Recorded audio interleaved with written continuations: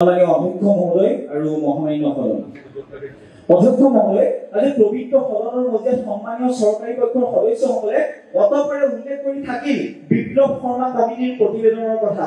অধ্যক্ষ মহোদয়, বিপ্লৱ শৰ্মা কমিটিৰ প্ৰতিবেদনত উল্লেখ কৰা হৈছে যে অসমত যদি সাংবিধানিক সুৰক্ষা কবচৰ অধীনত বিধানসভা যদি আসন সংৰক্ষণ কৰিব লাগে তেন্তে 80% 70ৰ পৰা 80% আসন সংৰক্ষণ কৰিব লাগিব, তেতিয়া অসমত প্ৰকৃতাৰ্থত সাংবিধানিক সুৰক্ষা কবচ প্ৰদান কৰাটো সম্ভৱ হ'ব।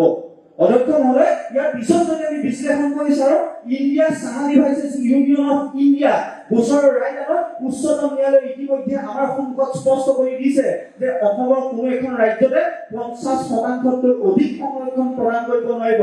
তেনে প্ৰেক্ষাপটত অধ্যক্ষ মহোদয়, আজি বিপ্লৱ শৰ্মা কমিটিৰ প্ৰতিবেদনে সাংবিধানিক সুৰক্ষা কবচৰ ক্ষেত্ৰত বিধানসভাত যি সংৰক্ষণ প্ৰদান কৰিছে সেই সংৰক্ষণটো সাংবিধানিকভাৱে কোনোবাখিনি নহয় কোনোবাখিনি যে ব্যৰ্থ সেই কথাটো সন্মানীয় চৰকাৰী পক্ষৰ সদস্যসকলে জনাটো প্ৰয়োজন। অধ্যক্ষ মহোদয়, আজি এগৰাকী সন্মানীয় সদস্যই পবিত্ৰ সদনৰ মজিয়াত উল্লেখ কৰিলে যে বড়োলেণ্ডৰ ভূমি 3000 বিঘা চৰকাৰে পুঁজিপতি প্ৰদান কৰিছে।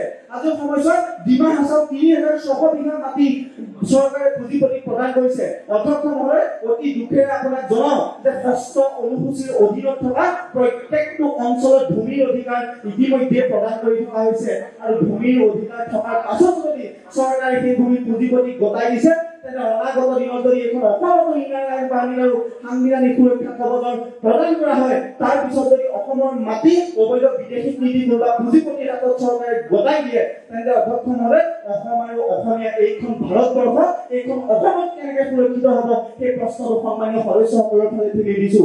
অধ্যক্ষ মহোদয়, ইয়াৰ পিছত আজি বিধেয়কখনৰ 3টা দৃষ্টিভংগী বিশ্লেষণ কৰিব বিচাৰিছো। প্ৰথমতে হৈছে ইনাৰ লাইন পাৰ্মিটৰ ব্যৱস্থা। সন্মানীয় অধ্যক্ষ মহোদয়, ইনাৰ লাইন পাৰ্মিটৰ ব্যৱস্থা যদি এইখন অসমত কৰা হ'ব তেতিয়া অসমৰ যিসমূহ সীমান্ত অঞ্চল আছে, যিসমূহ সীমান্ত অঞ্চললৈ ইতিমধ্যে মানুহৰ অহা যোৱা চলি আছে, বৈধ যিসমূহ সীমান্ত অঞ্চল সেইসমূহত আন্তঃৰাজ্যিক পাছপৰ্টৰ অনুমতি লৈ সোমাব পাৰিব।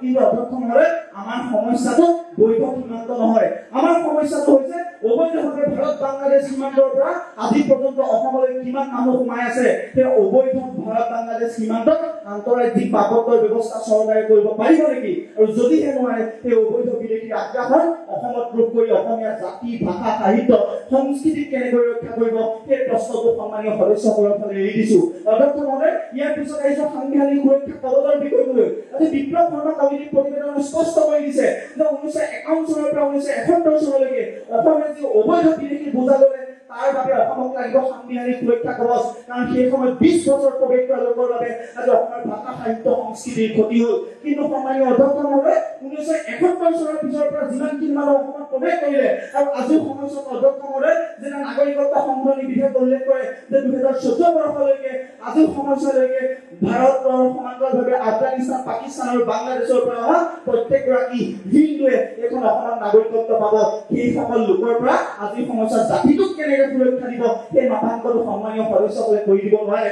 অধ্যক্ষ মহোদয়, ইয়াৰ পিছত আহিছো অসমীয়া জাতিটোৰ ভৱিষ্যত কেনেকৈ সুৰক্ষিত কৰিব।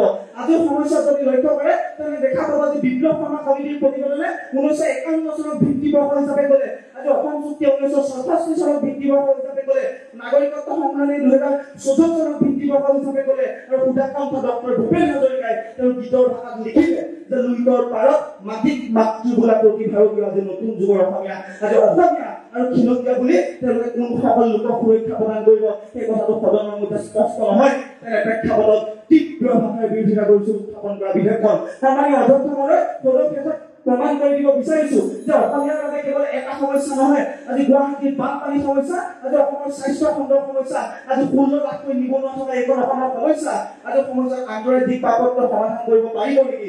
যদি সমাধান কৰিব নোৱাৰে তেন্তে অধ্যক্ষ মহোদয় আন কোনো বাটেই নাই বুলি পবিত্ৰ সদনৰ মধ্যে যি বিকল্প পথ সেই বিকল্প পথটো একেবাৰে স্তব্ধ কৰি পেলোৱা কাৰ্যসূচী তীব্ৰ ভাৱে পুনৰবাৰ বিৰোধিতা কৰি সদনত উপস্থিত প্ৰত্যেকগৰাকী সদস্যক আহ্বান জনাইছো আপোনালোক আমাৰ সৈতে একমত হওক আৰু পবিত্ৰ সদনৰ মজিয়াৰ পৰা বিধেয়কখন প্ৰত্যাখ্যান কৰি ভৱিষ্যতৰ দিনত অসমীয়া জাতি সুৰক্ষাৰ এক বিকল্প পথৰ সন্ধান কৰক। ধন্যবাদ অধ্যক্ষ মহোদয়, ধন্যবাদ মহামান্য সদন।